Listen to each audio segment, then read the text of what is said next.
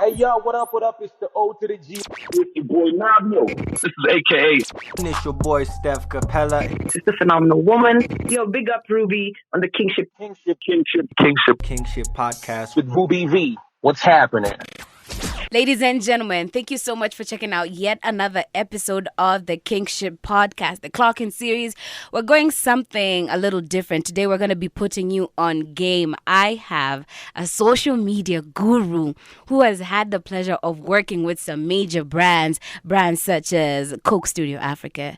We're talking Loop. We're talking Visa. We're talking KFC and more. That's just a little taste. So today, we're going to teach you how maybe you can make some money off social media and how you can package yourself for greatness using your social media account. What's up, Lensa? What it do, baby? How you feeling?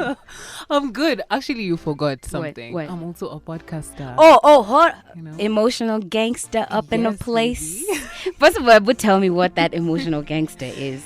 So, Emotional Gangster is a podcast for people who would rather catch flights and not feelings. Okay. Yeah. Not in Corona times. You know, those people who they really avoid a lot of situations. Like, you could be on the timeline and see someone say they would rather watch grass grow than, you know, be vulnerable with someone, fall in love, or just do stuff. And I hate seeing that because you're limiting your life experience to what you think is safe for you. But really, we are put on this earth to experience everything that there is to experience. Thanks. And by running away from the rather unpleasant experiences, you're living a not so full life. With happiness comes sadness. With you know, joy comes pain. The yin and yang of life. You can't just be on the happiness side 24/7 without having experienced Exactly what that other side looks like. Yes. I was listening to your podcast and you said you decided to quit work and be a freelancer. Yes, I did. Yeah. How long ago was that, and how's that experience been? That was 2 years ago, and it's not that I sat down and decided, okay, I'm quitting and I'm going to be a freelancer. Well, it was kind of like that, but not really like that. It happened that I was really tired of the space that I was in. I was working at an advertising agency, and agency is incredible. It's fun. I think I even miss the madness of working with a team, working for a brand that you love, coming up with dope ideas to sell. Yeah. I miss all that, but it's it can be a very toxic environment if you're not in the right state of mind. And now looking back is when I can remember where I maybe failed myself and where I felt inadequate when it was just really this that I needed to work on. So yeah, I'd come to that point where I don't feel fulfillment out of the work that I'm doing. I hate it there. And yeah, so I think my employer at the time actually gave me that choice. Like, so what do you want? And for real, they looked at me and they knew that I really don't want to be there. Damn. Just like, I'm out. Yeah, so I resigned. And luckily for me, I had gigs outside of employment. I was doing social media influencing. So at the time, it's not like I had savings, because it's very, very much advisable for you to quit a gig to freelance when you have a good amount of savings to keep you afloat. But since being a gangster, you know, gang, I said, let's see how this goes. And it's been 2 years now. I've been able to survive one way or the other. God damn. And I still don't feel like going back to agency. Yeah. I would take employment right now, but I would want it to be in my own terms. I first of all don't want to go back to agency, because agency for me was like someone owning you. You don't have time apart from what they need you to do. There's a lot of late nights. Were you always on call? Kinda. Damn. And it was terrible at the time. One of the clients I was handling, because I was an account manager. An account manager is in charge of a brand at an agency. Now you're the contact person to the client, and like you're the bridge between the agency and the client. You get communication from the client that you're supposed to pass on to the team, supposed to bring the team together, come up with communication strategies. That's what I was doing. And when you're in charge of a team, they don't call the designer, the client does not call the designer or the social media manager. They call the account manager. So you're definitely on call on both ends, from the client and the agency. You're the one that's supposed to be in charge of the brands that you're handling. So yes, I was on call, and it was a bit difficult to...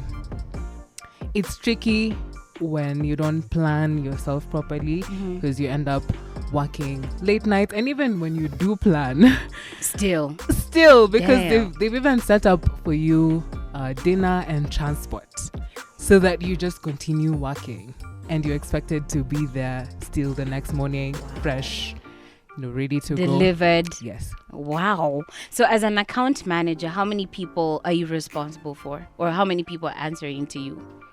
As an account manager, you have your content creator or copywriter, you have your designer, and you have your social media manager, the community manager, the person that now deals with getting back to people on the page, uploading on the pages.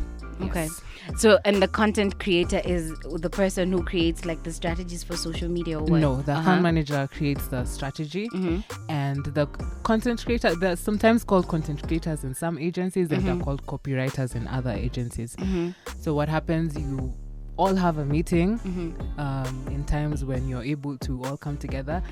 When it's a busy season and people don't have time to come for a meeting, you as the account manager will have to brainstorm on your own and come up with a strategy, and then brief the team and tell now the copywriter, like, hey, this is what we want to communicate for this product. Tell the designer, this is what we want to communicate, and then now they come up with a copy. The designer comes up with the graphics, and then you roll out. Yes. What are the highs and lows of working at an agency? I'm assuming like you get to be in contact and explore a lot of brands that we see the end product, but you guys are the ones who orchestrate like everything that happens to get us to the final product. So what are some of the highs and lows that you experienced at work? That's definitely one of the highs. Yeah. It's really so much fun when you're at the center of it all, working for these brands, especially now in communications. Like you're the one coming up with this dope idea that other people will see on the billboards. Like I used to pass highways and I'm saying, there's my approved billboard. Woo! Must feel good. Yeah. That's like literally counting a win, I swear. Yeah. So you feel so good. That's one of the highs. And there's also the part where you get to go for all these random events. Party after party. You know? Some people get to work with brands that will require you to travel. That's a plus on their end. Yeah. And what other plus? I think you get to build your network heavy because you walk into boardrooms quite often. You, as an account manager, you're speaking to the brand manager, or even you're speaking to decision makers. You have to sell the idea to a decision maker, the person that will say, okay, fine, we can spend this much. I'm approving the fund.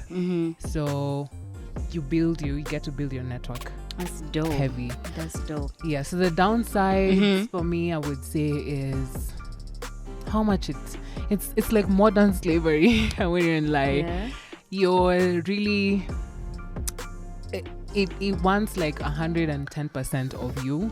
Wow. And it becomes kidogo hard to do any side hustles that you have. And also, if you don't make an entry with good pay, You're gonna stick there. You're gonna stay there What? for a minute. And you're the Growing one agency writing is proposals really- here for 1 million, and you're Yes. seeing they're getting approved. Yes, and shit. honey. What? Yeah. Wow. Yeah, I think the two agencies I worked in, I only got I got raises like once in both agencies, and it was a raise for 10K. Like, just let me just add you 10K so you get to shut the fuck up Damn. and move on.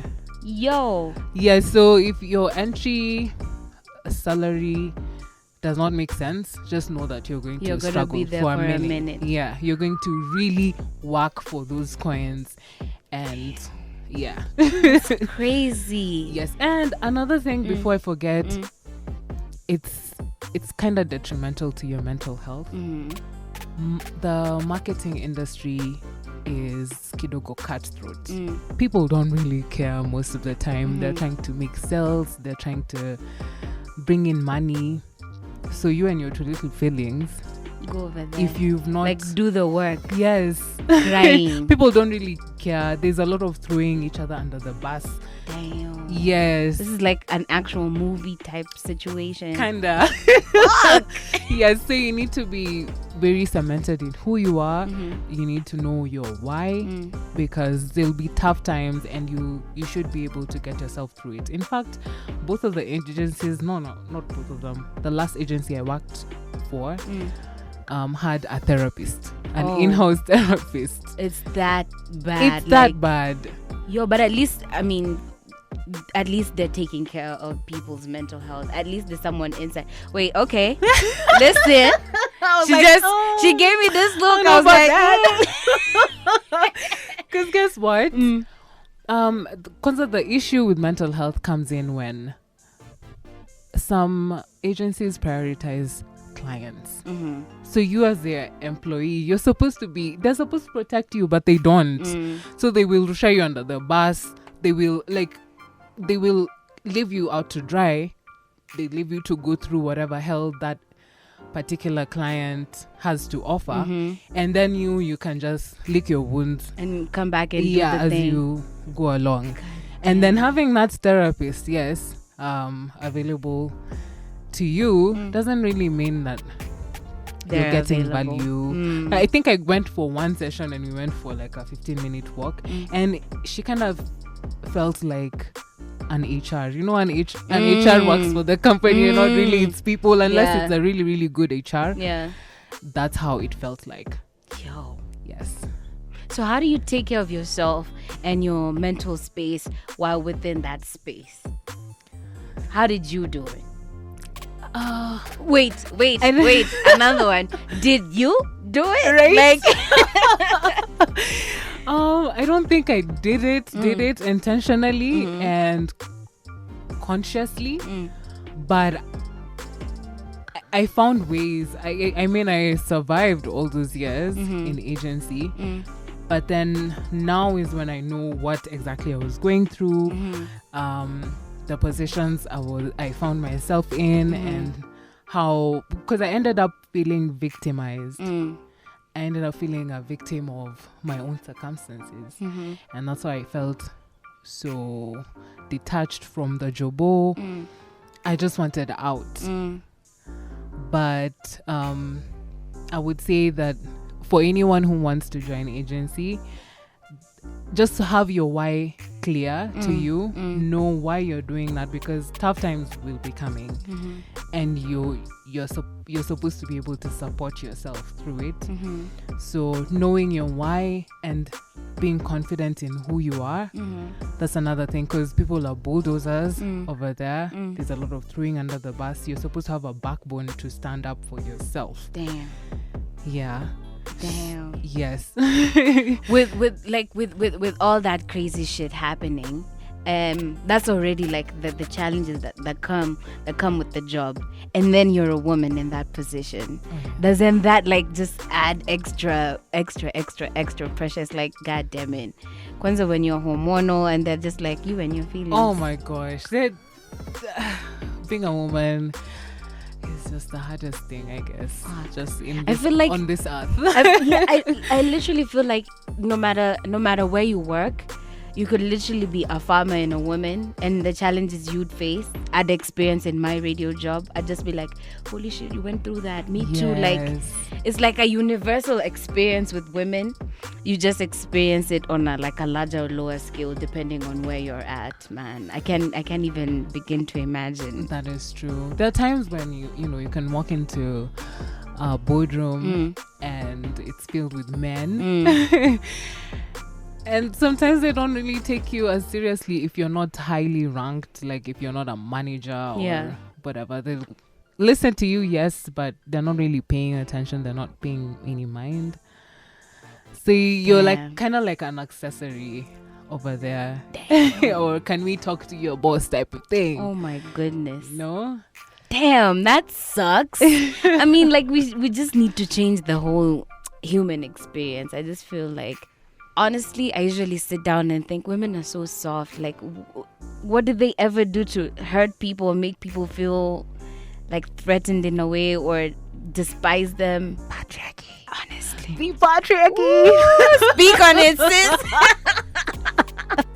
Speak on it, sis. I think that's the core issue. It is. It is. In every organization, like literally in the world. In the online space, I see people refraining from speaking out because they're going to be called the ugly feminist or beta feminist or something. Yeah.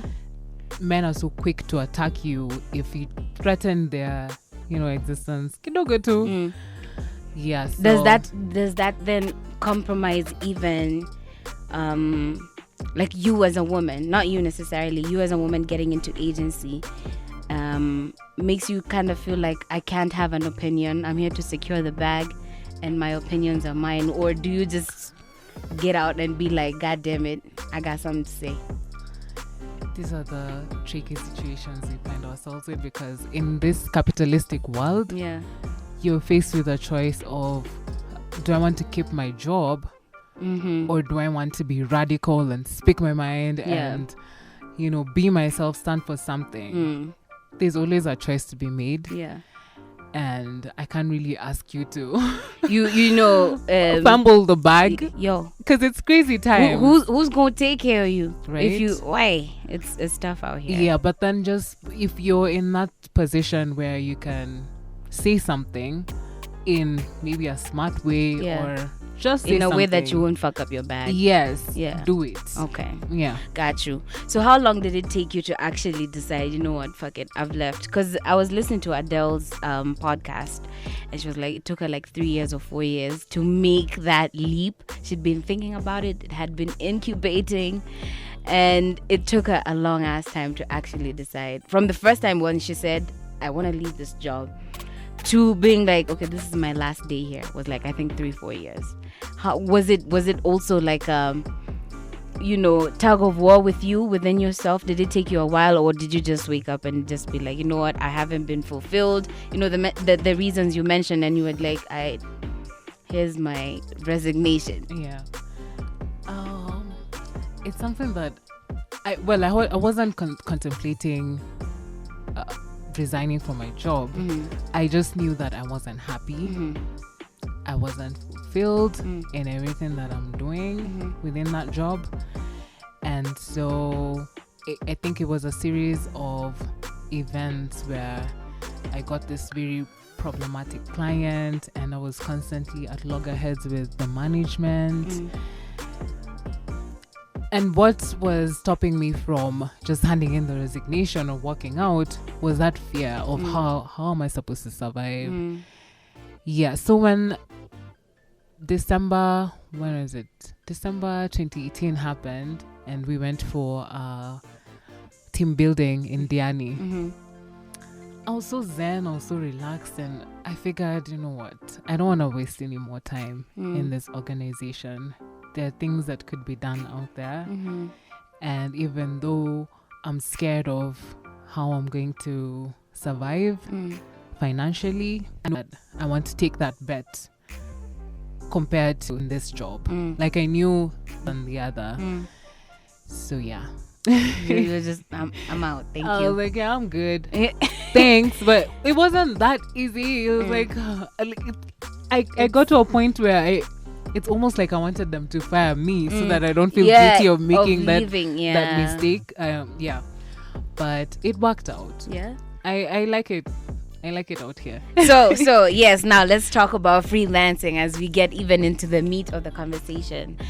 So you're a freelance social media strategist, influencer? What's the title? I swear there's so many titles with social media. We don't even know. Oh man, I don't know how to put it because I do a little bit of everything. Mm-hmm. What pays my bill mostly is influencer gigs, Mm-hmm. and on the side I do influencer management. Mm-hmm. Like if it's a brand that wants to work with influencers but they're not attached to an agency Mm-hmm. and they don't know how to go about it, they don't know the influencers, they don't have networks and stuff, I can bring together influencers and make that happen for you. Mm-hmm. So I do influencer management as well. Mm-hmm. And yes, I can do strategy And as well. people actually, not people, you. I mean, yes, people, but also you get paid off social media shit. Girl, Yo. this money. I even Listen. forget when I was in agency, I started seeing people's rate cards, this influencers rate cards. And I'm like, my gosh, Houseway. how are you even getting this money? Yeah. So that was another. That's one of the things that motivated me to take content creation seriously. Okay. Because I first started earning money out of Twitter. I'm a Twitter-based influencer.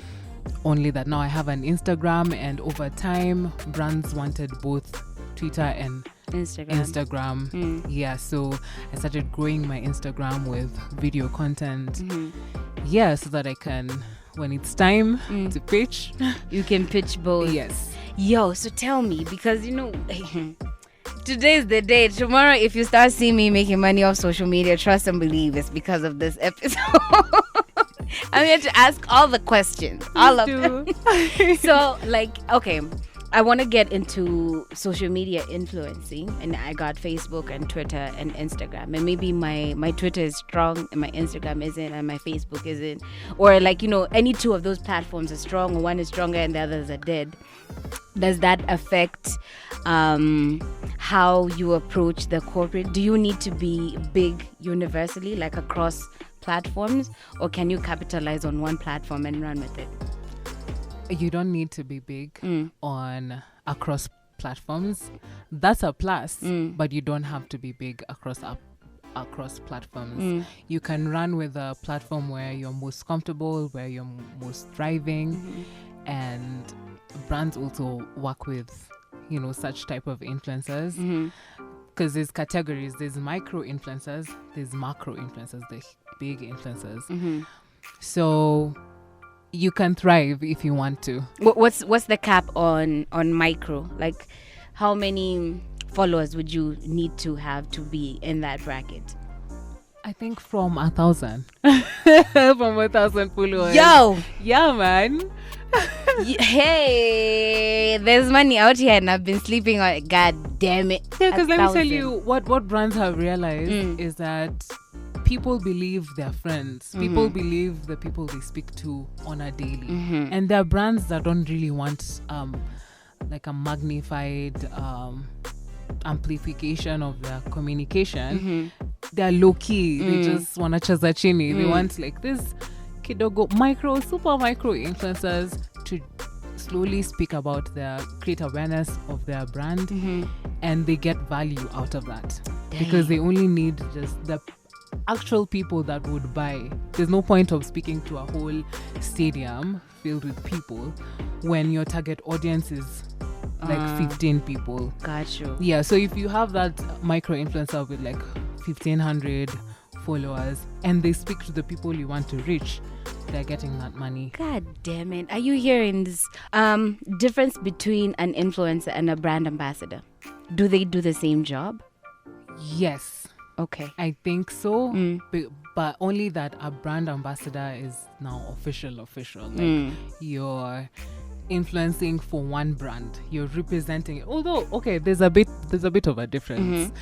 Because influencing, you can create content around the brand. You can speak about the brand to create awareness of it. You can communicate features of the brand, and you don't necessarily have to be tied with the brand to the brand. You don't have to be tied to the you brand. don't live the brand. Yes, as a brand ambassador you live the brand. oh yes, even when we're looking for influencers and brand ambassadors, you have to check someone's history. If they have drama going on, if they have something negative that could be linked to the brand and the brand suffers, you're definitely yeah. So brand ambassadors are more of a serious contract, because you're not supposed to do a number of things. See, me as an influencer, I can work with Coke today, and I can decide to work with Pepsi, even though they're rivals. Yes, yeah. But even though it's also career suicide, because you need to stand for something. Yeah, okay, I get you. The people you're speaking to watch you every day. So today, if I sell Coke, I'm selling Pepsi tomorrow. Where are you? Feeds, whatever. Yeah, they'd be like, nah, this one is just all over the place. They're not sincere. Yeah. So how do I get into the influencer game? You've already said marketing is cutthroat, and I'm pretty sure when you're given like a proposal, and you're told we need influencers for this thing, most likely top of mind it's people that you actually know, people that you've worked with before, people you've seen. You're like, I like this person's character on social, I'm pretty sure they would be great for this brand. So this is somebody else who's listening to this, who's like, I have 1,200 followers. How do I make money with my 1,200 followers? I'd advise them to create content, like be consistent in your content creation. Like you've just said, that's exactly how it happens. Like when you're thinking of influencers, you're thinking of people that are top of mind. So if you're not top of mind, if you're not consistently creating or like breaking barriers, doing something outside of the box, something that can get you noticed, that's all you need to do. Like be top of mind for people, in people's minds, even though you're not a big deal, but you always say something or produce something that catches people's attention, because you never know who's watching. You could be just doing your thing consistently, and then someone that's looking for influencers says, you know what, I've been seeing this chick do this and that, and they would be perfect for this campaign. So you have to be visible on social already. Like you can't have one post a year if you're expecting to get into the influencing. You have to be visible, and you have to have an engagement. Okay. Brands love it when the influencer they're working with has an audience that engages them, because they want feedback, they want some sort of communication going on. So engagement is also important. You could just be that, you could have your 15,000 followers, but they love you to the core. Like 35 of them are always pale. Interacting with you. So that's pretty much the basics. Okay, between numbers, because we know it's a numbers world, numbers really matter. Between numbers and engagement, which one ranks higher? Engagement is numbers. Okay. Yeah. So numbers, which is made up of engagement now, is everything. It is everything. In fact, the most recent contract I've signed had specific number of impressions, engagement, and video views that they're expecting for me to get paid. Oh, I guess I meant numbers like social media following, like how many people you have following you versus people actually fucking with your content. Like you put up a video, the people responding to that shit, right, compared to my 1.1 million followers that I already have. Yes, because that usually means that you've bought followers. No lie, bots are just there. Like you'll have so many followers, but no one is really talking to you because they're not real accounts. Brands prefer a lot more of an organic reach. So if you're one of those people that are into buying followers, that's not really work. Plus this space is so dynamic that I'm sure guys in the agency right now have resources that can enable them to tell accounts that have bots. In fact, there are sites where you can key in your handle and then they tell you the percentage of bots within your followership. Yeah. So if you have bots, if your followers are like 80% bots, bruh, it's a problem. Yes. This one is definitely not getting this bag. I'm sorry. Yep. What about social media promotion? I was having a conversation with somebody about boosting posts on social, and the argument was you'd rather grow your content with organic reach, like people gravitate into your shit, versus relying on paying for that stuff to get in front of more eyes. Like, do you think social media promotion is detrimental or is it a plus? In my opinion, it's definitely a plus having an organic base, an organic audience. But then I've also had this conversation before where I even had it with my fellow influencers, and in their opinion, they thought that's a shortcut. Okay, like, promotion. Yes, like buying ads as an influencer is a shortcut. But I would say yes, it's a shortcut in some instances, because you'd find someone like taking a sexy picture and that's what they're promoting. There's so many thirsty niggas out here. Damn. So you're going to get followers, Yeah. you're going to get likes, but they're not really interested in what you are about. They're interested in what you're showcasing in that moment. So if what you're promoting is in line with your core principles of your brand, then it kind of is. Like if I promote something about emotional gangster and we are talking mental health, and the picture that's on there is not really at my titties or something. It's Like, mental health. now what things. is this? Yes. I signed up for titties, man. Yes. So at that point, I'm not really finessing, because someone will read what I'm trying to sell them, and if they're on board, they'll follow, and that's a fair play. That's fair play because I'm able to reach this audience through my finances, but they're still a legit audience, because they're here for what I'm serving. But what most people do is they just bring in people through other antics, and then when it's time for you to now sell, those people are they're not engaging you, because that's not why they followed you.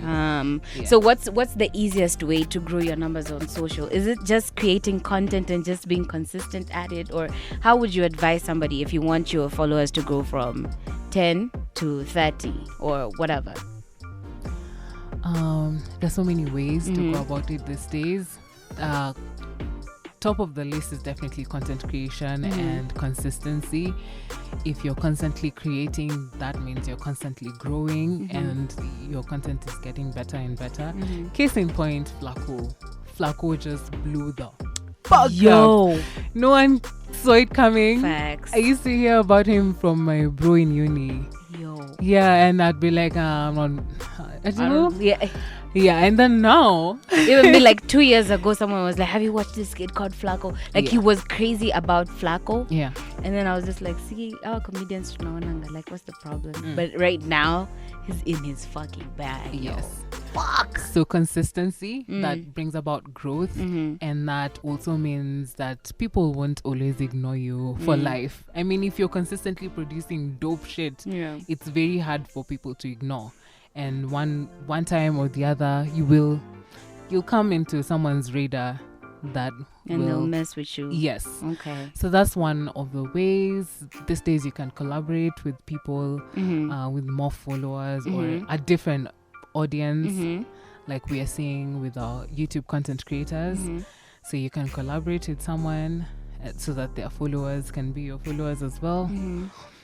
And So wait, when you say collaborate with someone, is it like cross promotion? Like you appear on their timeline, they appear on your timeline, or creating content together? Creating content together. Okay. Well, there's I also see that where you appear on someone else's timeline, and that mostly happens amongst friends. From what I see, like buddies like Kina Patricia and Kina Joy Candy will post each other. They'll celebrate one another. When someone else uploads a vlog, they will talk about it, and that's a very, very strong support system because it drives traffic to your content from an audience that's not primarily yours. Yes. So also find your tribe, like find your circle of people doing the same shit and find a way to amplify that together. It's so difficult to do this on your own. You definitely need, I think I've struggled with that because Twitter, it's not really like, Twitter also has cliques. Yeah. But I've not really fit into any clique because I want to work, and I also want to establish genuine connections, right? Yeah. So it's been a bit difficult for me to find a crew of people, even though now we get to do that when we find ourselves in a WhatsApp group for one brand campaign. Yes. Now we'll decide when you upload the content, send the link to the group, and then everyone else will amplify. You. Okay, cool. Yeah. All right. So artists, because I don't think I have seen let me speak for this younger generation of artists. I'm pretty sure the bigger guys obviously have done stuff for Safaricom with like all ads, all brands. So for these younger artists, guys who are coming up, how can they make, for example, like, let me say a sad situation with Zero Sufuri. He's literally everywhere. His song was blasting everywhere, right? And then when he had an accident, he needed a fundraiser for 140,000. And that shit don't make no sense because it's like your song is number one. It's being played on every station in the country. Your videos are on Twitter. Your whatever on YouTube is like a meal or something. But you need 140,000? Like, how do artists now get to capitalize on their on their popularity while they have it, to make it transcend from the music to now look at my social media? You can actually come and sell some shit on here. I'd say they need to look at their music as a business. I understand its passion, but at some point you will want to pay bills through it. Yeah. If you're putting in your all, you definitely want something in return. So if you look at it as a business, then you'll start finding ways to capitalize on it. So it doesn't end with just getting into a studio, making a banger, releasing it, and riding on that wave. Once you've done that, maybe you have a banger out, like let's say Zero now, after Zimini Shika blew out.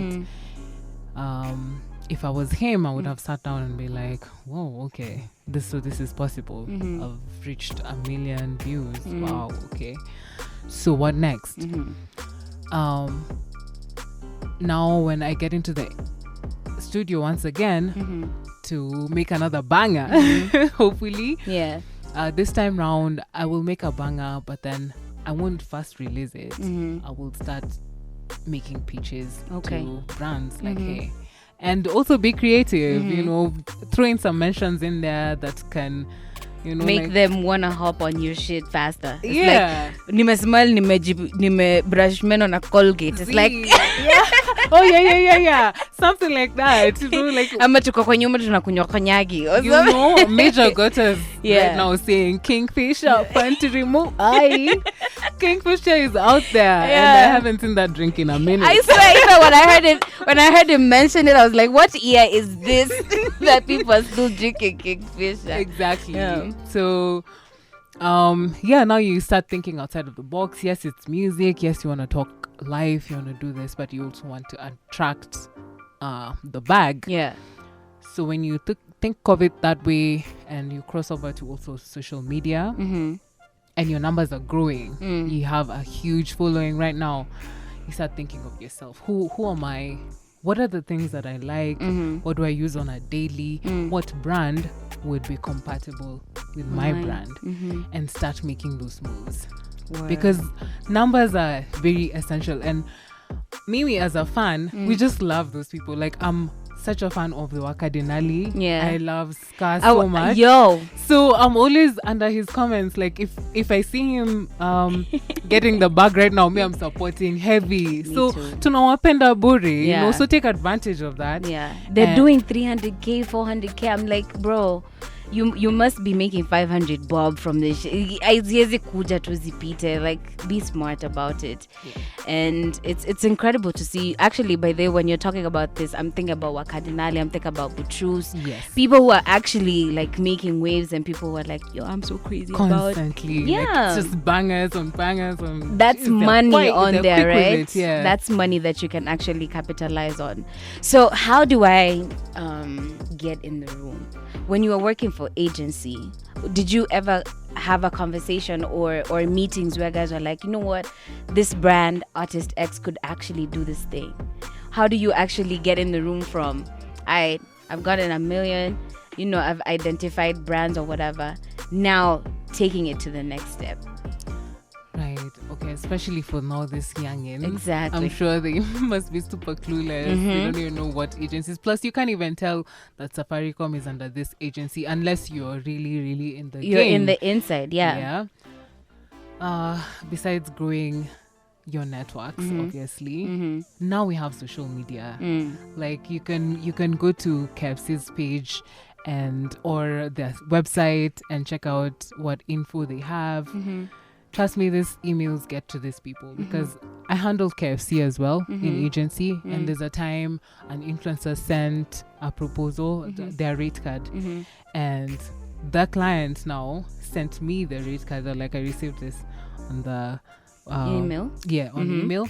So let me know if she's someone we can work with, and yeah, we move on from there. So don't be afraid to Get in the DM. yes Get the email. yes get that email, slide into the DMs, ask around. You know, so if you see people working in marketing, you're already in the entertainment space, and if you find yourself within communities that have an array of talent, like now you are a musician, but then you have a friend who does design, you have a friend that does this and that, reach out to these people. Collaborate Yeah, again. find out, start making, like, let your work be your pitch. You just don't show up and tell them, you know me I'm doing 1 million views, banner. Allah. yeah.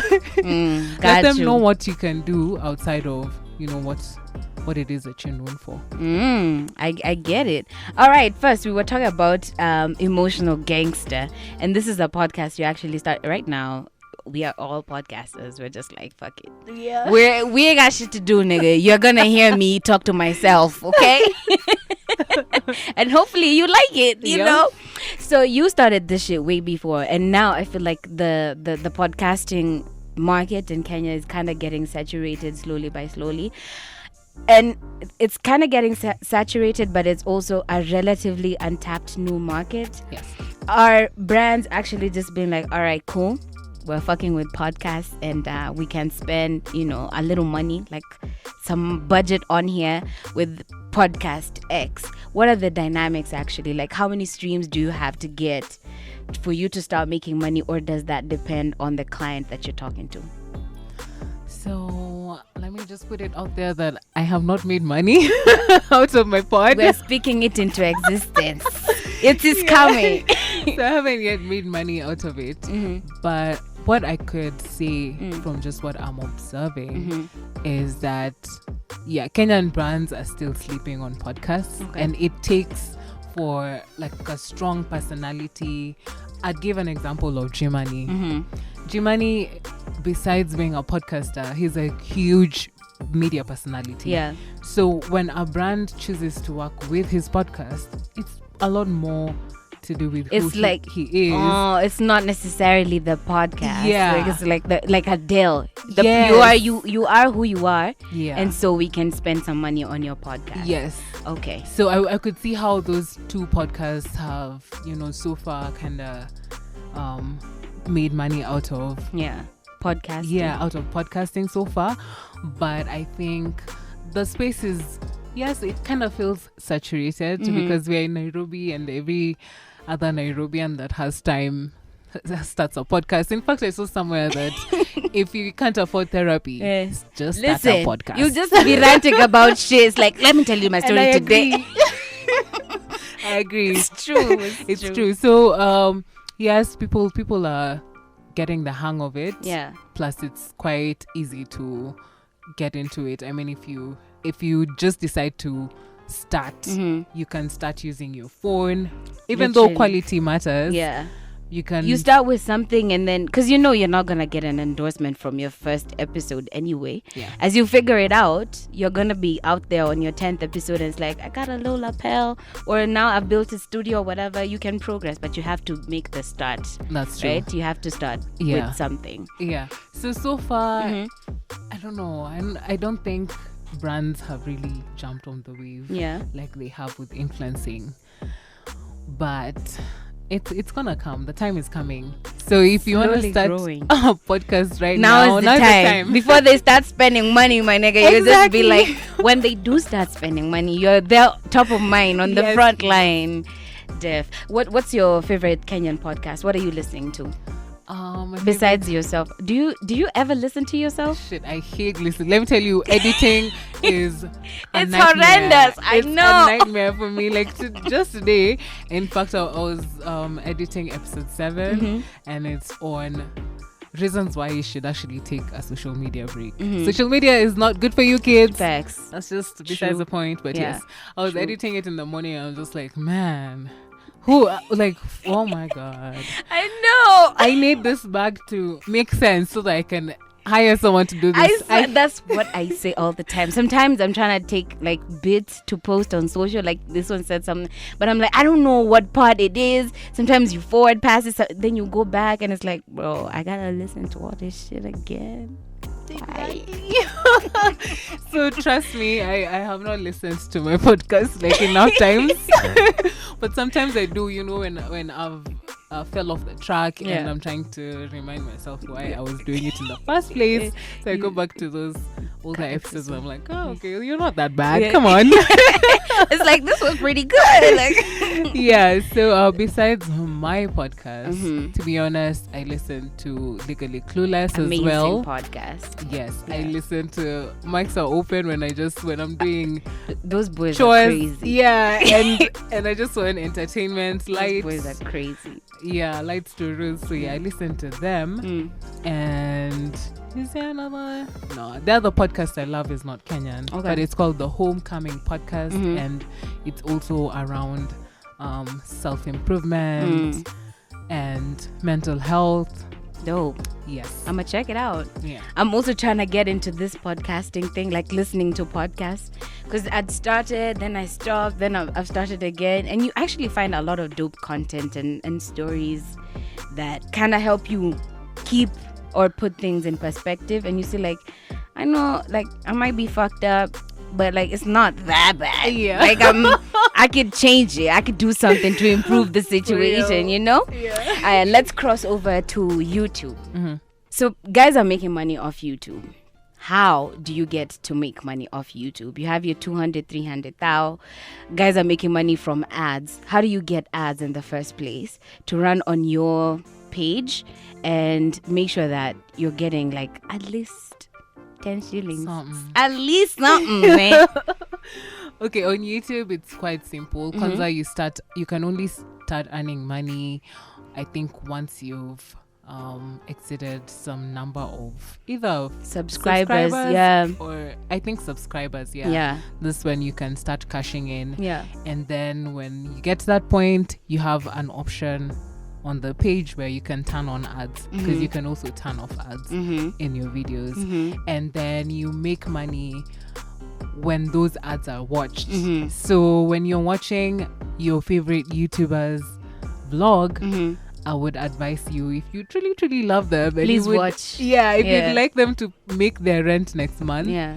just let that ad play out, and they will have made their coin.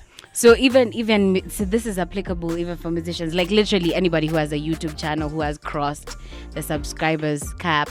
you could do this thing, right? Yes. So, like, how do you even get this bag? Because I know it's not like you're gonna have like a direct conversation with Colgate or Mkopa or whatever. Like, how does that money show up in your bank account? People have watched your shit. My video is at 1 million views. The people with the ads are happy. How do I go to my account and see? Oh, there's something here. You don't even deal with like the ads directly. You're dealing with YouTube. Okay. And when you're a creator and then you get to that point of making money, there's options of keying in your bank details. Oh. So it's very It's automatic. straight. That's very I think the most straightforward Yes. advertising platform yes. right now. Yeah. Wow.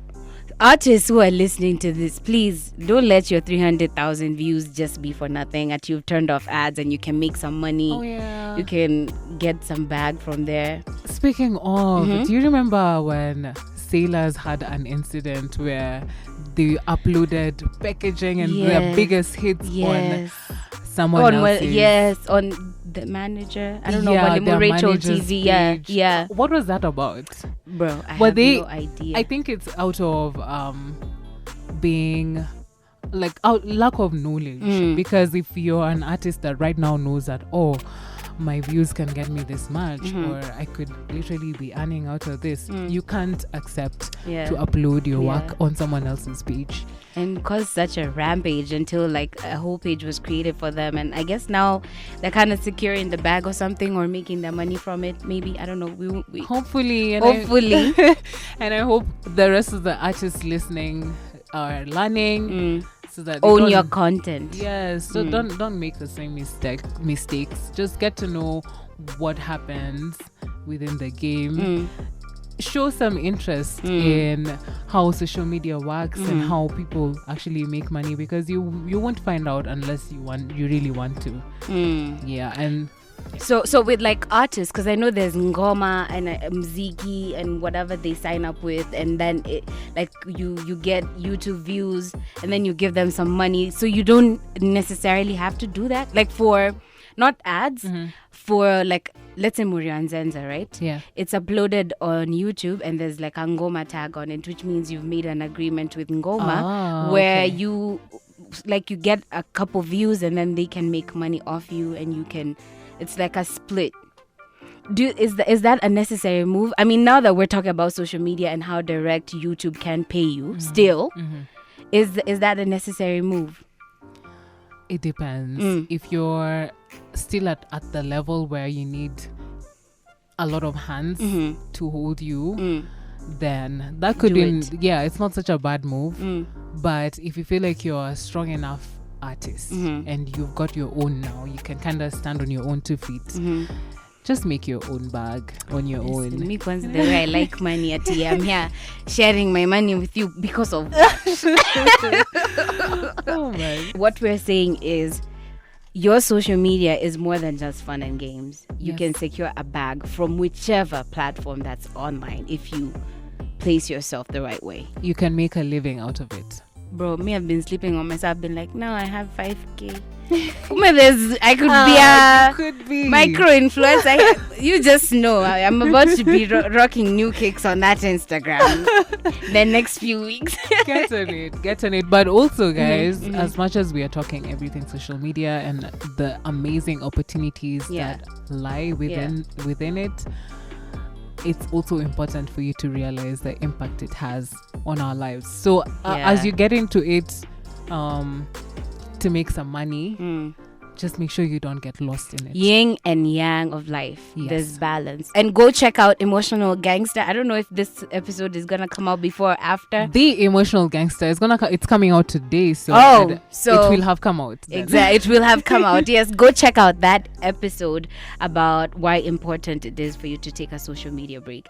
During that period of time where you taken a break from social, was your bag compromised? Because social is your bag. Yes. So how long was it, and was it compromised? Yes, it was for a month, and yes, my bag was compromised. That's the problem with social media. For you to earn money, you have to be top of mind. You have to be very active. That's why some celebrities and big brands just have someone managing their page. You might be thinking you're speaking to Beyonce, but really, honey, long stretch. Miss Knowles has no There's time. no clue who you are even. Exactly. Okay. So if you're still in the stage where you're handling everything yourself, you will have to make that sacrifice. You will have to take some time off because you cannot pour from an empty cup. Word. You need to take care of yourself first for you to come back and entertain people on social media. Word. Yes. Word, because that's entertainment. Yeah, it is. Right there. It So is. what did you discover about yourself in this period of time? You were doing absolutely no social, no WhatsApp even? Well, I have WhatsApp, but I don't hate WhatsApp right now. I hated it when I was in agency because then there were no boundaries. Yeah. People are texting you like at 3 a.m. My anxiety levels had really risen. Yeah. So right now I don't hate WhatsApp so much. Plus, I always turn on Do Not Disturb before I sleep. Yeah. When I was on break, which was like for over a month, oh my gosh, I was just chilling. I was enjoying Weren't life. you happy? Because I was with my boo thing. Fuck! And what I realized in that period of time is that I could quit social media. Like if I just made bag and I'm able to switch careers or something, I don't know, I would be happier away from social media. You know, you realize the last time I took a social media break was like, I don't know, 2 years ago. These days I just feel like every time I want to do that break thing, there's an email to respond to. Oh shit, I haven't done A or B or C. So I just have this thing where I'm trying to do no phones past 10 p.m. and before 8 o'clock. So after 10 I'm just like chilling or whatever. You realize like social media really brings a lot of energy into your life. Like it's not all positive. Like honestly, taking a break from social media feels like taking a shower. It's like, wow, kumbe, I can live without Facebook and Twitter and Instagram and emails and all that shit, and you're happier. The anxiety I got like now after that month, now seeing shit pop up on my timeline and getting stuck in that cycle of let me check my Instagram, no, let me check my Twitter, no, it's like, bro, wasn't I just fine last week without checking this shit? Exactly. Like, how am I back in it? Oh man, I just encourage everyone to be very conscious of their use. Be conscious of your consumption of social media. Don't go on there. Rather know your why. When you're going on there, like, okay, I just wanna check on my friends, catch up kidogo, and that's it. But then, if you're not conscious, if you're not aware of why you're doing it in the first place, you just do it. And what happens when you just do it? You're, like you've said, you're exposed to so many energies. We are consuming a lot of negative information right now, and that shit gets to you. It just slowly piles up. It starts affecting your mood.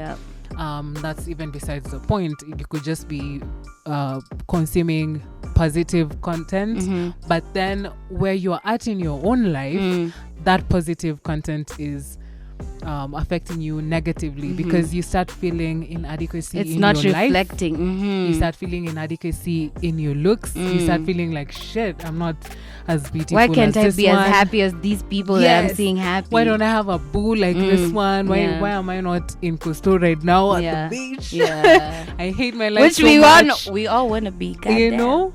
That's when you start hating your life. You start hating yourself. So it becomes a problem. Yeah, it becomes a very, very huge problem. When you're away from social media, you're able to appreciate what's happening in your life, appreciate yourself for who you are. Because what happens on such spaces is that, I don't know if you've watched a documentary called The Social Dilemma. Please do. Because they explain how social media has become a monster. When it was being developed, it was just for people to share love and whatever. Right now, it's something entirely different. It was supposed to be like a connecting tool, right? Someone is far away, you can talk on social. But now? Right now, it's crazy. Like right now, the things happening, like it grew to a point where they couldn't be able to control it anymore.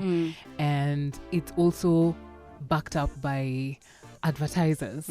So what's happening on there is constantly selling.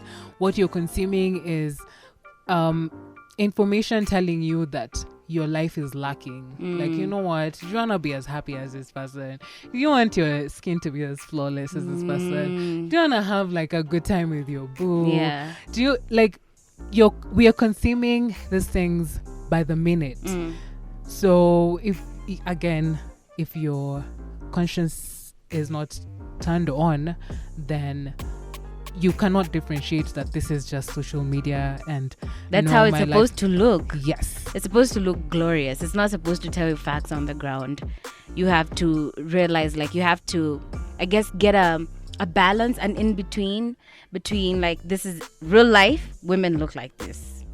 Not like this. Not we don't all look like Kim Kardashian. I swear, we don't have lipo money, all of us. We don't have like butt enhancement, titty largening money. You know. Would. So don't come here expecting to find the waist of our wasp and everything else to be big. Sway how? How? Where is the fat going? You think the fat is selecting to go to specific places, but the stomach is that, bro? Please, Exactly. to real. But yeah, I feel you. So where can people find you on social? You can if they find me. wanna holla at you. You can find me on Twitter or on Instagram. That's at Lencer_B, and that's Lencer like LENCER. Come on, people meet me and they're like, Lancer Kama Mitsubishi. Seriously. So I'm used to it. So yes, it's Lancer but with an E. Lencer_B. And you can catch my podcast on SoundCloud or Anchor or Spotify under The Emotional Gangster. Go stream that shit. And one question I forgot to ask. Is Facebook irrelevant in social media marketing? I feel like people really almost don't pay attention to Facebook anymore. Facebook cannot be ignored. Okay. Facebook is where the hugest number of people are at. Like our aunties and uncles, everybody and their mama is on Facebook. Yeah. So I think you're viewing it that way kinda because it's not cool for like most of us. Yeah, it's like the only reason I even have a Facebook account is because of work. Like, I said the same thing on the podcast. I'm already friends with my aunties, my mom. Literally. I cannot post anything on there. I can't even dare. Praise God again. Have a beautiful day. Cause see, I don't want to be sent a screenshot by my dad asking what am I saying. But like these days, I feel like I've come to a point where if I want to say something and write like shit in it, I might write a long speech and write shit somewhere in the middle. But like I'm pretty sure they're not reading by now. They're already bored. But it's so constricting because hey, everybody is on there, and I think also if you go to Twitter, a lot of people don't rate it despite it having the numbers. So that's why I was wondering, like, do the brands be like, all right, we want your Facebook page to also be part of this campaign? Yes, because there are people with really huge numbers on there. Yeah. Let's just remember that Facebook has the biggest audience, followed by Instagram. Twitter is actually the last one. Instagram overtook Twitter. Yeah. Are you Twitter serious? has very, very few people. So, Damn. but then people on Twitter can make you feel like Facebook Everybody's is irrelevant. Yeah. So it's not like the coolest for us right now. Yeah. But to some people, it's everything, and marketers are making a killing on there. Okay. Yeah. Dope. Thank you for sharing all this knowledge on the podcast. I'm going to send you the link. Me too. It was a very wholesome conversation. I feel like I've learned a lot of shit. And I'm pretty sure if you're listening to this podcast and you're at this point, you've also learned some shit about social. Go secure the bag, honey. Please. Like, do that for yourself. All right? I'd catch you next week for another dope episode on the Clock In series of the Kingship Podcast. Peace.